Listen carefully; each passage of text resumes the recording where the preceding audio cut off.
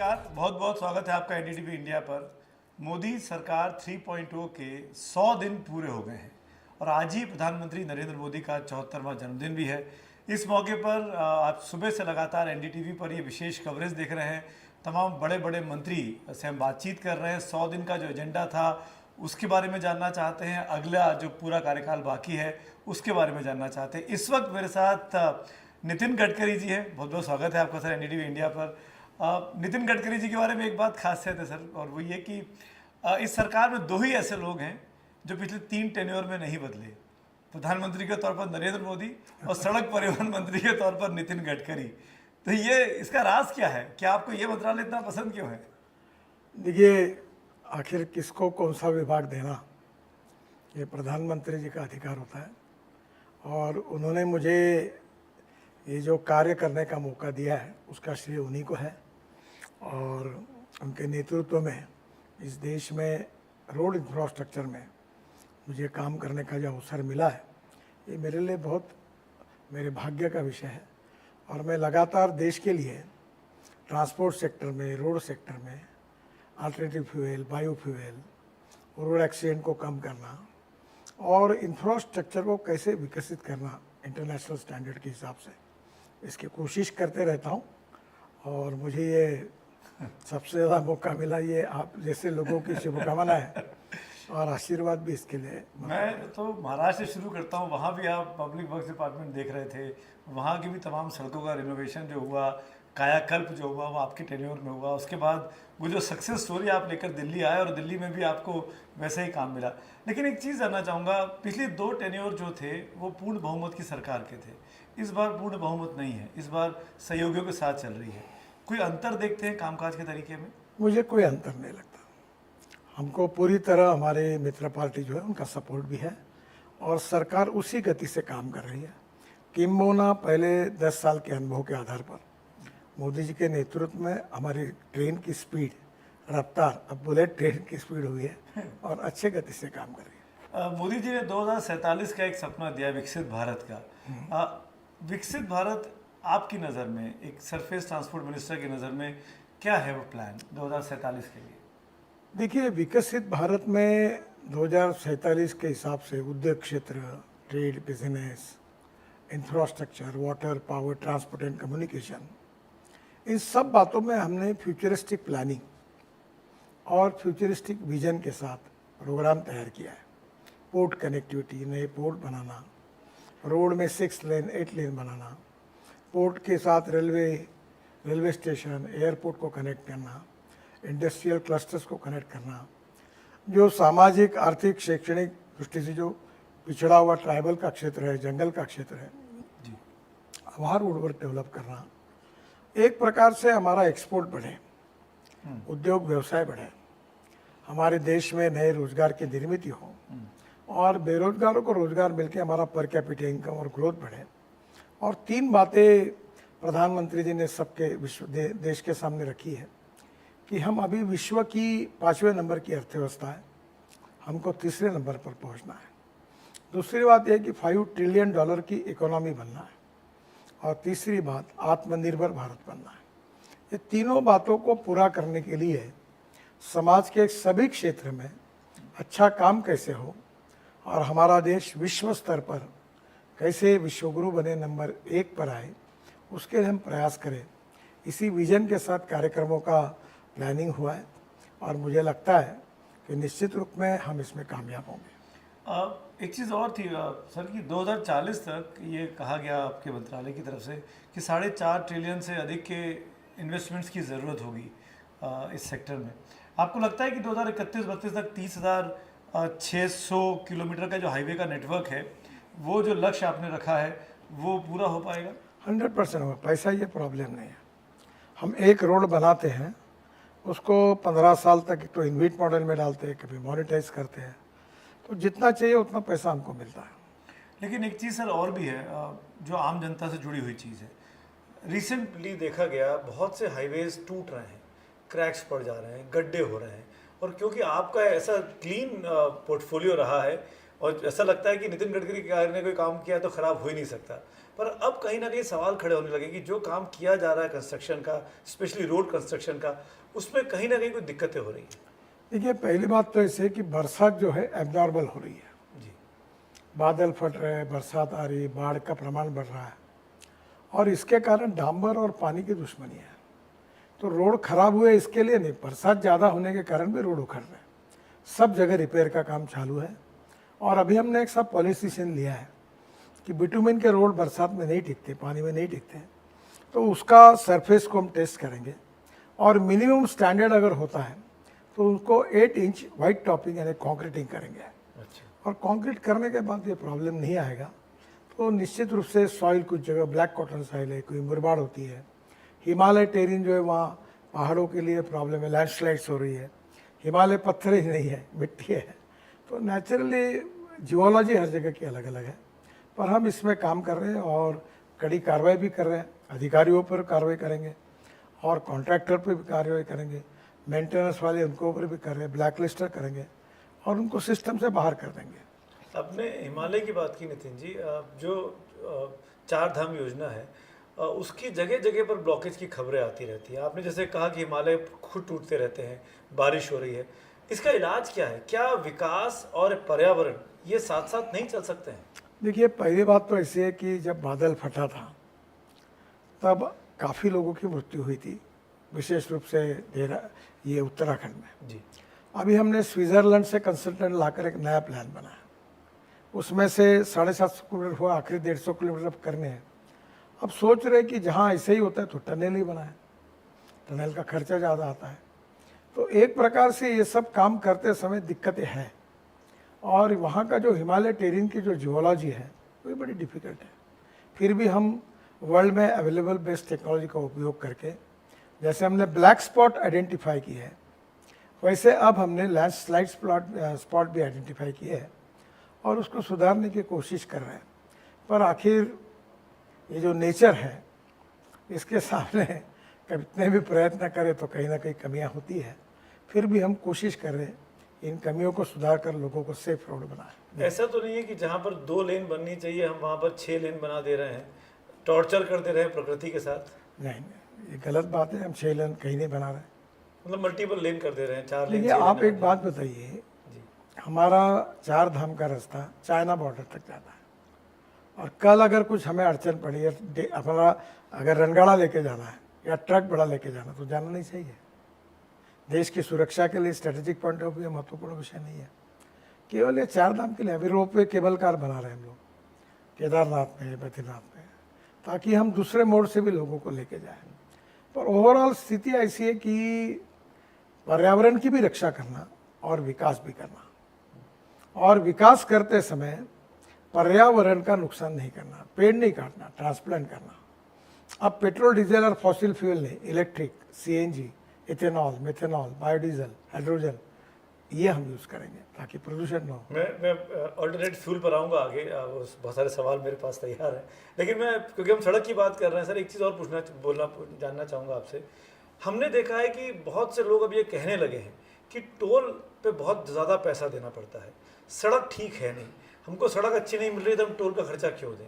इसको as a road transport minister कैसे address करेंगे आप? नहीं, एक बात सही है कि अगर हम टोल लेते हैं तो हमें रोड अच्छा देना चाहिए। रोड में अगर खराबी हो गई, ऊपर से टोल लेंगे तो जनता की ये बात बहुत सही है, और इसीलिए हम क्वालिटी ऑफ रोड में कॉन्क्रीटीकरण कर रहे हैं ताकि लोगों को तकलीफ ना हो। अब एक बात मैं आपको बोलता हूँ, दिल्ली से देहरादून 9 घंटे लगते हैं।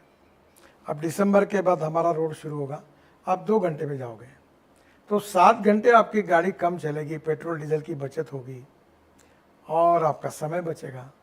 तब उसके बदले में ये नए रोड के लिए आपको टोल देना पड़ेगा। आगे देखो, हम सरकार के बजट से सब इतने बड़े बड़े हाईवे नहीं बना सकते, हम मार्केट से कर्जा उठा रहे हैं। दूसरी बात, नॉर्थ ईस्ट में हम 3 लाख करोड़ के काम कर रहे हैं, जम्मू कश्मीर में 2 लाख करोड़ के काम कर रहे हैं, वहाँ कहाँ टोल है? वहाँ इतना टोल मिलता भी नहीं और लागू भी नहीं कर सकते। तो क्या जहाँ से टोल मिलता है वहाँ से जो पिछड़ा हुआ क्षेत्र है, मेघालय, मणिपुर, त्रिपुरा, नागालैंड, यहाँ डेवलप करने के लिए पैसे लगते हैं।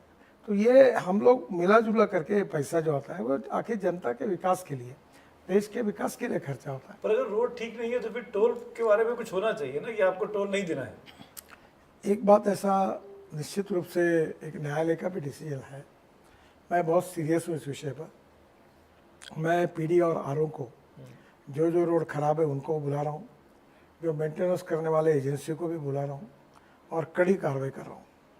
ब्लैक लिस्ट करेंगे, कुछ लोगों को हम लोग काम बंद कर देंगे, बैंक गारंटी जब्त करेंगे और कुछ अधिकारी जो जिम्मेदार होकर काम नहीं कर रहे उनको हम रिटायर करेंगे, कार्रवाई करेंगे। आपने अभी कुछ दिनों पहले आपका एक वीडियो वायरल हुआ था, अधिकारियों को आप डांट रहे थे इसी भ्रष्टाचार को लेकर और कहा था कि भ्रष्टाचार बहुत है और हम कार्रवाई कर रहे हैं उन लोगों पे। पर सरकार कहती है कि भ्रष्टाचार खत्म हो गया है, सब कुछ ठीक चल रहा है, तो ये कॉन्ट्रडिक्शन नहीं है? सर, पुरानी सरकार की तुलना में हमारा सरकार कई गुना भ्रष्टाचार को समाप्त कर चुका है। मैं आपको बता दूं, पिछले 11 साल में मोदी जी के नेतृत्व में हमारे सरकार में एक तो भी भ्रष्टाचार का आरोप हुआ है। मेरे डिपार्टमेंट में 50 लाख करोड़ के काम कर चुका हूँ। मुझे आप बताइए कौन सा काम नियम के अधीन होकर हमने नहीं किया है। हम ट्रांसपेरेंट है, टाइम बाउंड है, रिजल्ट ओरिएंटेड है, क्वालिटी कॉन्शियस है और करप्शन फ्री है। और मैं ये छाती ठोक कर बोल सकता हूँ।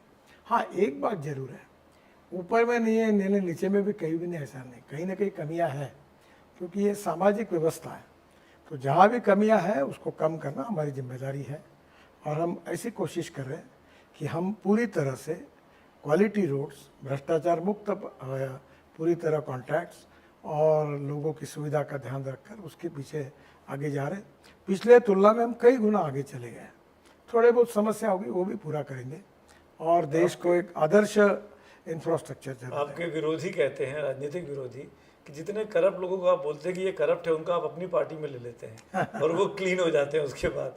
तो करप्शन तो बीजेपी के अंदर आता जा रहा है। अगर मैं नाम लेना चाहूँ तो मैं लेना नहीं चाहता हूँ, अजीत पवार साहब का नाम सबसे अधिक लिया जाता है, आपके राज्य से ही आते हैं। देखिए, एक बात तो जरूर है कि हमारी सरकार ने मोदी जी के नेतृत्व में हमने निश्चित रूप से करप्शन को नष्ट करने की पूरी कोशिश की है। अब पार्टी में कुछ लोग आती है, राजनीति politics is game of compromise, compulsion, limitation and contradictions. तो कभी कभी कुछ आते हैं जाते हैं, पर ओवरऑल पार्टी का कैरेक्टर, कल्चर हमारा करप्शन फ्री है, ट्रांसपेरेंट है, रिजल्ट ओरिएंटेड है और क्वालिटेटिव है। वही रखने की हम कोशिश करेंगे। चलिए, मैं ऑल्टरनेट फ्यूल पे आता हूँ। आप पेट्रोल डीजल को धीरे धीरे करके उन गाड़ियों को ऑब्सोलीट करना चाहते हैं ताकि सब सीएनजी, ई व्हीकल्स, हाइड्रोफ्यूल इनकी तरफ आगे जाए, पर आपको लगता नहीं कि ऐसा करने के लिए भी देश तैयार नहीं हुआ है या इंफ्रास्ट्रक्चर नहीं है हमारे पास? पहली बात तो ऐसी है कि देश इसके लिए बहुत तेजी से दौड़ रहा है। जो electric buses, electric 4 wheeler, electric 3 wheeler, electric 2 wheeler, इसमें कम से कम 200-250% बढ़ोतरी हुई है। जी हाँ, बिल्कुल हुई है। और अभी ये जो सीएनजी आया है, तो कार और स्कूटर, अभी देश की पहली वर्ल्ड की सीएनजी स्कूटर मैंने लॉन्च की, बजाज की। अब 1 किलोमीटर जाने के लिए पेट्रोल का खर्चा 2 रुपये 25 पैसे है, सीएनजी का 1 रुपया है। इलेक्ट्रिक का खर्चा तो 20 पैसे आएगा। तो ये जो पैसा भी बच रहा है, प्रदूषण भी कम हो रहा है, तो लोग उसको लेने ही वाले हैं। और दूसरी बात, हम 22 लाख करोड़ रुपए खर्चा कर रहे हैं फॉसिल फ्यूल को इंपोर्ट करने के लिए। क्या हमारे देश से 22 लाख करोड़ देश के बाहर जा रही है? क्या देश के लिए अच्छा है? क्या ये बचना नहीं चाहिए? क्या ये पैसे का उपयोग गांव, गरीब, मजदूर, किसान के कल्याण के लिए नहीं होना चाहिए? क्या इस पैसे का उपयोग गांव में नए रोजगार निर्माण करने के लिए नहीं होना चाहिए? दूसरी बात, 22 लाख करोड़ का ये फ्यूल लाके हम पूरा प्रदूषण करें। 40% दिल्ली का, देश का पोल्यूशन जो है वो मेरे ट्रांसपोर्ट मिनिस्ट्री के कारण, मेरे कारण है। क्या उसको कम नहीं करना चाहिए? आज दिल्ली में लोगों की जान, 10-10 साल उनका जीवन कम हो रहा है, इतना प्रदूषण है। क्या इस प्रदूषण को कम करना, लोगों के स्वास्थ्य की रक्षा करना हमारा कर्तव्य नहीं है? तो मुझे लगता है कि ये देश हित में है। Ethics, economy, ecology and environment.